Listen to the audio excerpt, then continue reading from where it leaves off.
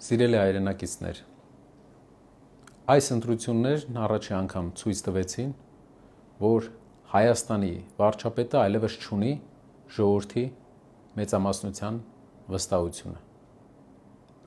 Այսօր Հայաստանը ղեկավարում է մի վարչապետ, որը չունի ժողովրդի հստակ եւ ուժեղ մանդատը։ Նիկոլ Փաշինյանը կիրառեց իշխանական ռեսուրսի գրեթե բոլոր այն մեթոդները, որոնք բնորոշ են ոչ ժողովրդավարական վարչակարգերին, սակայն նույնիսկ այդ պայմաններում չկարողացավ ստանալ ժողովրդի մեծամասնության աջակցությունը։ Նա նորանկախ Հայաստանի պատմության մեջ ամենաթույլ վարչապետն է։ Սա հայ ժողովրդի համարձակության եւ փոփոխության կամքի ամենավառ ապացույցն է։ Շնորհակալություն ենք հայտնում Հայաստանի բոլոր քաղաքացիներին, որոնք չվախեցան, չերկմտեցին եւ կանգնեցին փոփոխության կողքին։ Շնորհակալություն ենք հայտնում ուժեղ Հայաստան դաշինքի բոլոր անդամներին, որոնք շարունակեցին պայքարը նույնիսկ այն պայմաններում, երբ իրենց գործընկերներից շատերը քաղաքական հետապնդումների ենթարկվեցին, միայն այն պատճառով, որ պայքարել էին ուժեղ Հայաստան ունենալու համար։ Շնորհակալություն ենք հայտնում մեր բոլոր աջակիցներին, որոնցից շատերը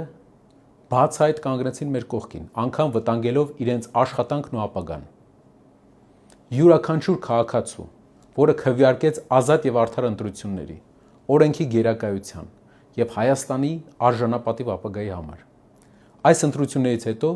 մեկ բան ակնհայտ է. Հայաստանի ժողովուրդը քվեարկել է Փաշինյանի իշխանության դեմ։ Հայաստանի ժողովուրդը մերժել է եկեղեցու դեմ տարվող պայքարը եւ ազգային ինքնության թուլացման քաղաքականությունը։ Հայաստանի ժողովուրդը մերժել է սահմանադրությունը փոփոխելու եւ ազգային շահերի հաշվին զիջումների գնալու ծրագիրը։ Հայաստանի ժողովուրդը մերժել է այն տնտեսական քաղաքականությունը, որը նվազեցնում է մարդկանց կենսամակարդակը։ Եթե Հայաստանը երկուսակցական համակարգ ունենար, ինչպես օրինակ Միացյալ Նահանգներում, ապա այս ընտրություններում հաղթողն ակնհայտ էր։ Չնայած վարչական ճնշումներին, ընտրախախտումներին, ուժեղ Հայաստանի դեմ իրականացրած քաղաքական հետապնդումներին, Փաշինյանը չկարողացավ ստանալ հաշվարկված ձայների մեծամասնությունը։ Նա չկարողացավ իրականացնել իր գլխավոր քաղաքական նպատակը՝ սահմանադրական մեծամասնության ապահովումը։ Կան լուրջ հիմքեր ենթադրելու, որ քաղաքացիական պայմանագրի իրական աջակցությունը զգալիորեն ավելի ցածր էր, քան պաշտոնապես հրապարակված թվերը։ Նույնիսկ քվեարկության օրը պետական համակարգի աշխատակիցների նկատմամբ գործադրվել են ճնշումներ, իսկ բազմաթիվ փաստեր են հրապարակվել զինծառայողների մասնակցությամբ ընտրական գործընթացի ավարտից հետո։ Եթե ընտրություններ լինեին իրապես ազատ, անկախ եւ մրցակցային, Հայաստանի այսօրվա առաջնորդը լինելու էր Սամվել Կարապետյանը։ Սամվել Կարապետյանը ավելի քան 1 տարի անցկացրեց կալանքի տակ, սակայն նույնիսկ այդ պայմաններում կարողացավ կանխել Նիկոլ Փաշինյանի սահմանադրական մեծամասնություն ձևավորելու գործընթացը։ Նման օրինակ դժվար է գտնել աշխարհի որևէ ժողովրդավարական երկրում։ Նա կարող էր ընտրել անձնական ազատությունը, եթե հրաժարվեր պայքարից, սակայն նա ընտրեց պայքարել Հայաստանի, հայ առաքելական եկեղեցու եւ հայ ժողովրդի ազգային շահերի համար։ Մենք խոստացել էինք ժողովրդին հաղթանակ, եւ այդ հաղթանակը մենք բերելու ենք։ Ընդամենը 4 ամսում Սամվել Կարապետյանի առաջնորդությամբ ստեղծվեց Հայաստանի ամենաուժեղ ընդդիմադիր քաղաքական ուժը։ Ուժեղ Հայաստանը Հայաստանի պատմության ամենաուժեղ ընդդիմությունն է։ Մենք թուլացրինք գործող իշխանության դիրքերը։ Մենք փակեցինք այն ճանապարհը,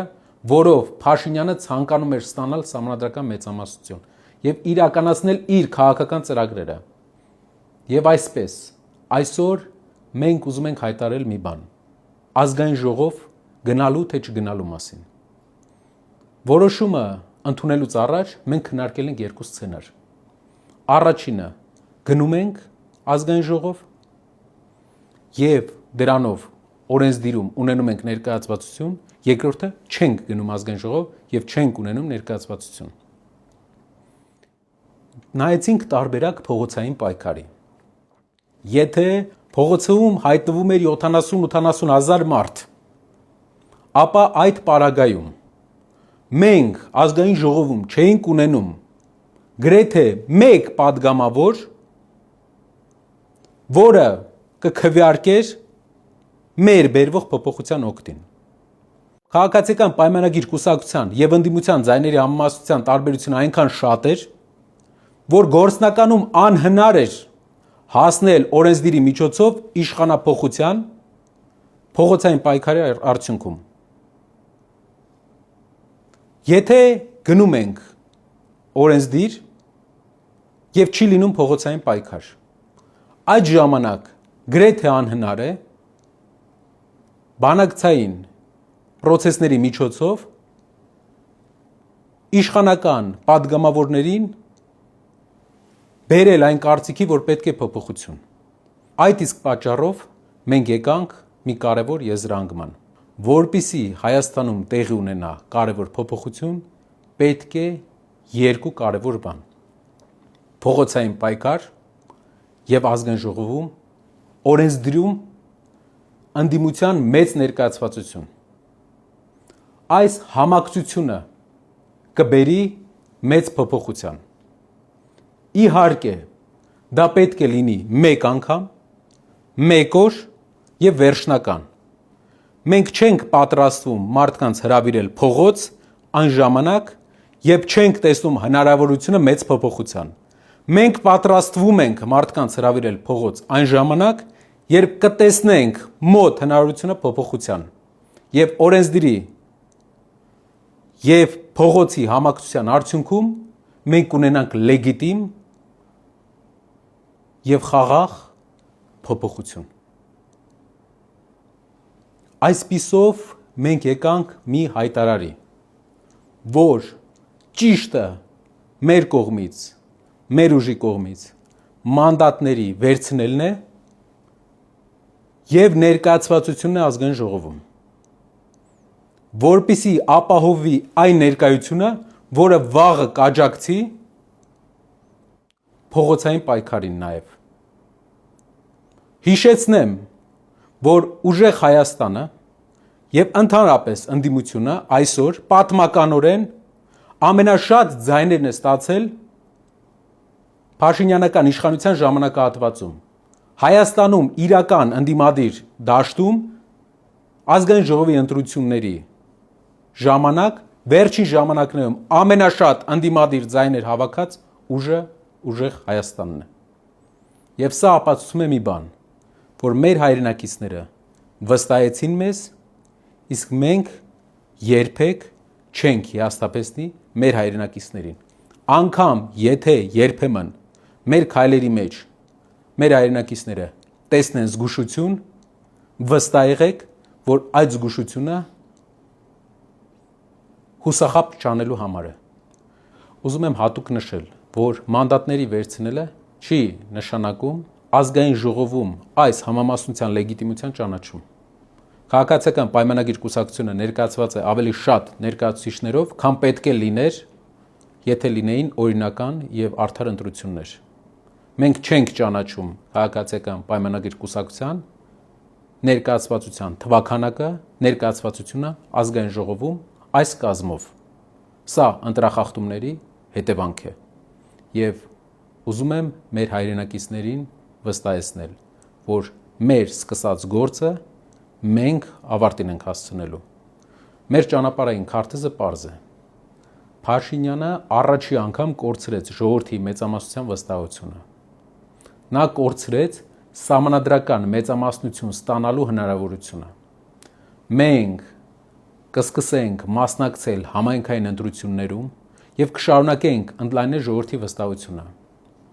Ինչու է պետք համայնքային ընտրությունների մեր մասնակցությունը, որովհետեւ այս ամբողջ process-ների ժամանակ ընտրախախտումների մեջ նշանակալի դեր ունի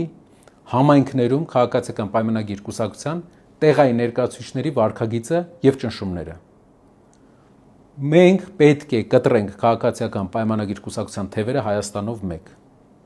որպեսզի նրանք հնարավորություն չունենան ամեն գյուղում, ամեն քաղաքում ճնշման ենթարկել մեր հայրենակիցներին իրենց արդար որոշման համար։ Սա կբերի շատ ավելի դրական լուծումների հետագայի process-ների ժամանակ, արտահերթ եւ հերթական ընտրությունների ժամանակ։ Մենք նաեւ կսկսենք պայքարել բոլոր այն ուղղություններով, որոնք կօգնեն մեզ սահմանափակել քաղաքացիական պայմանագրի իշխանությունը, որպիսի այդ գործիքակազմերը, որոնք նրանք ունեին այս ընտրության ժամանակ ընտրակեղծի կատարելու, չօգտագործեն այլևս։ Երկարաժամկետ առումով մեր երկիրը ունի մեծ մարտահրավերներ, եւ այս մարտահրավերներին դեմ կանգնելու համար մեզ պետք է փոխել այսօրվա իշխանությունը։ Մեր սկսած գործը մենք հասցնելու ենք ավարտին։